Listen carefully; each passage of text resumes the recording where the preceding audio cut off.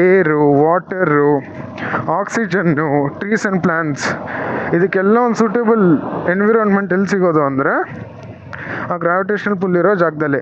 ಯಾಕಂದರೆ if you have to hold on yourself or anything to stay on the floor, gravitational pull is very important. ಏನೇ ವಸ್ತು ಆಗಲಿ ನೀವು ಇಟ್ಟಿದ್ದ ಜಾಗದಲ್ಲಿ ಅದು ಇರಬೇಕಂದ್ರೆ gravitational pull is very important. ಆ gravitational or the magnetic pull ಇಲ್ಲ ಅಂದರೆ ಏನಾಗುತ್ತಂದ್ರೆ ನೀವು ಇಟ್ಟಿರೋ ವಸ್ತುಗೆ ವೆಯ್ಟೇ ಇರಲ್ಲ. ಇನ್ನೊಂದು ವಿಷಯ ಏನಂದರೆ, ನಾನು ಆವಾಗಲೇ ಹೇಳ್ತಿದ್ದೆ, ನಾವು ಮುಂಚೆ ಕಚ್ಚಾ ಹೌಸ್ ಅನ್ನೋ ಮನೇಲಿ ಇರ್ತಿದ್ವಿ. ಕಚ್ಚಾ ಹೌಸ್ ಅಂದರೆ ಏನು? ಕೆಳಗಡೆ ಸಗಣಿ ಒರೆಸ್ಬಿಟ್ಟು ಮೇಲ್ಗಡೆ ಹೆಂಚು ಹಾಕ್ಬಿಟ್ಟು, ಹೆಂಚಿನ ಮನೆ ಅನ್ಬೋದು ಅದನ್ನು, ಕರೆಕ್ಟ್ ಅಲ್ವಾ? ಹೆಂಚಿನ ಮನೆ ಅಥವಾ ಹುಲ್ಲಿಂದ ಮಾಡ್ತಿದ್ರು ಕೆಲವರು ಮಣ್ಣಿನ ಮನೆ ಅಂತ ಕರೀತಾರೆ. ಆಮೇಲೆ ಕೆಳಗಡೆ ಬಂದು ನಾವು ಸಿಮೆಂಟು ಅಥವಾ ಐರನ್ನ ಯೂಸ್ ಮಾಡ್ತಿರಲಿಲ್ಲ.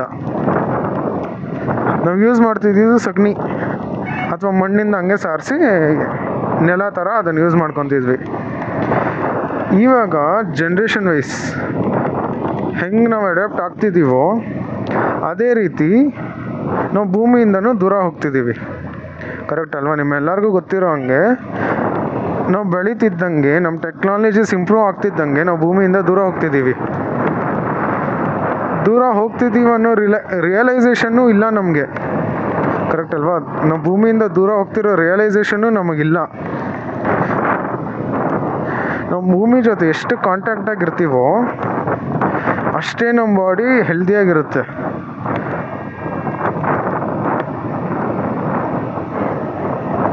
ಹೆಲ್ದಿಯಾಗಿರೋ ಕಾರಣ ಏನು? ನಿಮ್ಮ ಬ್ಲಡ್ ಸರ್ಕ್ಯುಲೇಷನ್ ಪ್ರಾಪರಾಗಿ ಆಗುತ್ತೆ.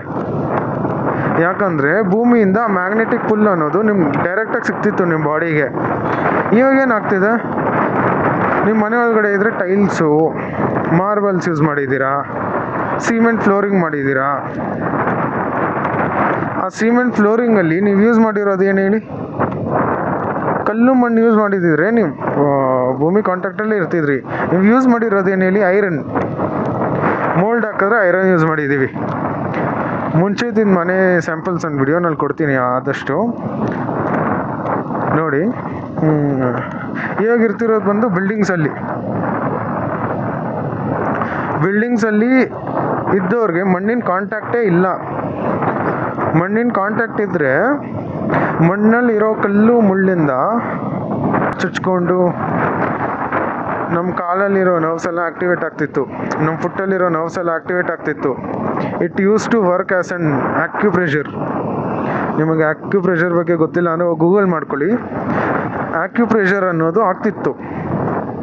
ಇವಾಗ ಏನಾಗಿದೆ ಅಂದರೆ ಕಂಫರ್ಟೇಬಲಾಗಿ ಚಪ್ಪಲಿ ಹಾಕ್ಕೊಂಡು ಕಂಫರ್ಟೇಬಲಾಗಿ ಫ್ಲ್ಯಾಟ್ ಸರ್ಫೇಸ್ ಮೇಲೆ ಓಡಾಡಿ our nerves are getting weak by day, weak and weak. ನಮ್ಮ ನರ್ವ್ಸ್ ಒಂದು ಅಷ್ಟೇ ವೀಕ್ ಆಗ್ತಿದೆ. ಕರೆಕ್ಟ್ ಅಲ್ವಾ? ನಮ್ಮ ನರ್ವ್ಸ್ ವೀಕ್ ಆದರೆ ಏನಾಗುತ್ತೆ ಹೇಳಿ? ನಮ್ಮ ಬಾಡಿ ತಾನೇ ವೀಕ್ ಆಗ್ತಾ ಬರುತ್ತೆ. ನಮ್ಮ ನರ್ವ್ಸ್ ವೀಕ್ ಆದಷ್ಟು ಬಾಡಿ ಅದಂಕದೇ ವೀಕ್ ಆಗ್ತಾ ಬರುತ್ತೆ.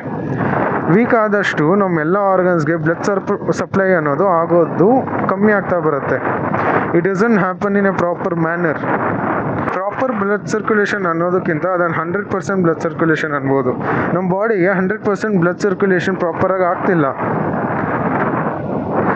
ಯಾಕಂದರೆ ನಮಗೆ ಬೇಕಾಗಿರೋದು ಪಂಚತತ್ವ: air, water, fire, magnetism and the earth. Basic are 5 components which you need for your body. ಈ 5 ಕಾಂಪೊನೆಂಟ್ಸಿಂದನೇ ನಮ್ಮ ಬಾಡಿ ಅನ್ನೋದು ಕ್ರಿಯೇಟ್ ಆಗಿರೋದು. ಕರೆಕ್ಟ್ ಅಲ್ವಾ? ಈ 5 ಕಾಂಪೊನೆಂಟ್ಸಿಂದನೇ ನಾವು ದೂರ ಹೋಗ್ತಿದ್ರೆ ಏನಾಗುತ್ತೆ ಹೇಳಿ? ನಮ್ಮ ಬಾಡಿ ವೀಕ್ ಆಗ್ತಾ ಬರುತ್ತೆ. ವೀಕ್ ಆಗ್ತಾ generation wise your age gets lesser and lesser.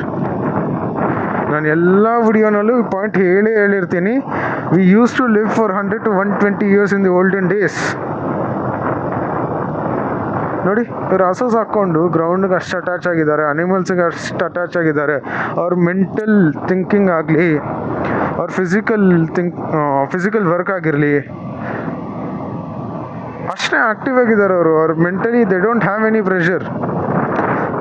ನೀವು ಅನಿಮಲ್ಸ್ ಜೊತೆ ಇದು ನೋಡಿ, ನಿಮ್ಮ ಮನೇಲಿ ಡಾಗ್, ಕ್ಯಾಟ್ ಅಥವಾ ಬೇರೆ ಯಾವುದಾದ್ರೂ ಪೆಟ್ಸ್ ಇದ್ದರೆ ಅದ್ರ ಜೊತೆ ಸ್ವಲ್ಪ ಟೈಮ್ ಸ್ಪೆಂಡ್ ಮಾಡಿ ನೋಡಿ.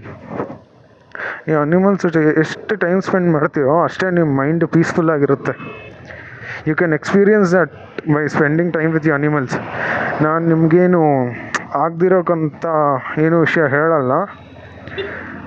ನಿಮ್ಮ ಲೈಫಲ್ಲಿ ಒಂದು ಚಿಕ್ಕ ಪುಟ್ಟ ಚೇಂಜಸ್ ಮಾಡ್ಕೊತಾ ಬಂದರೆ you can lead a better life.